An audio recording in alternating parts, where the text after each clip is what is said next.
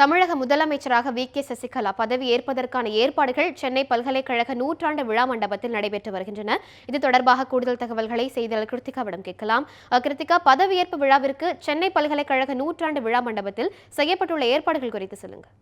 வணக்கம் அனிதா. அதாவது பதவியேற்பு விழாவை பொறுத்தவரை இங்கு அடிப்படையான வேலைகள் நடந்து கொண்டிருக்கின்றன. அதாவது இந்த சென்னை பல்கலைக்கழகத்தில் இருக்கின்ற நூற்றாண்டு விழா மண்டபத்தை சுத்தம் செய்யும் பணிகளும் அதே போல பாதுகாப்புக்கு எந்த வகையில் தயார் செய்ய வேண்டும் என்பது குறித்து இங்கு பார்க்கப்பட்டு கொண்டிருக்கிறது. இந்த இடத்தை பொறுத்தவரை தொடர்ந்து இங்கு சுத்தம் செய்யும் பணிகள் மும்முரமாக நடைபெற்று கொண்டிருக்கின்றன. விழாவிற்கான ஏற்பாடுகள் அது மட்டுமல்லாது நிறைய முக்கிய பிரமுகர்கள் வருவார்கள் என்பதால் இங்கு எந்த வகையில் பாதுகாப்பு அமைக்கப்பட வேண்டும், எந்த வகையில் வருவது வெளியே செல்வது உள்ளிட்ட விஷயங்கள் குறித்தும் பேசப்பட்டு கொண்டிருப்பதாக தெரிகிறது. அது மட்டுமல்லாது போலீசாரும் தொடர்ந்து உள்ளே வந்து அவர்களுடைய சோதனை நடத்தி வருகிறார்கள். பாதுகாப்பு உள்ளிட்ட விஷயங்கள் குறித்து தொடர்ந்து இங்கு சோதனை நடத்தப்பட்டு கொண்டிருக்கிறது.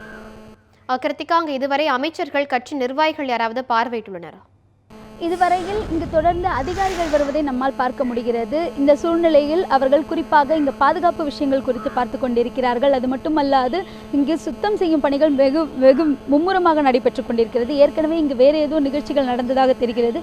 அதைத் தொடர்ந்து அந்த இடத்தை முழுமையாக சுத்தம் செய்து நிறைய முக்கிய பிரமுகர்கள் வரக்கூடிய இடம், குறிப்பாக கவர்னர், முதல்வர் உள்ளிட்ட பலர் வரக்கூடிய இடம் என்பதால் இங்கு பாதுகாப்பு அதிகமாக இருக்க வேண்டும் என்ற சூழ்நிலை இங்கு தொடர்ந்து மும்முரமாக வேலைகள் நடைபெற்று கொண்டிருக்கிறது.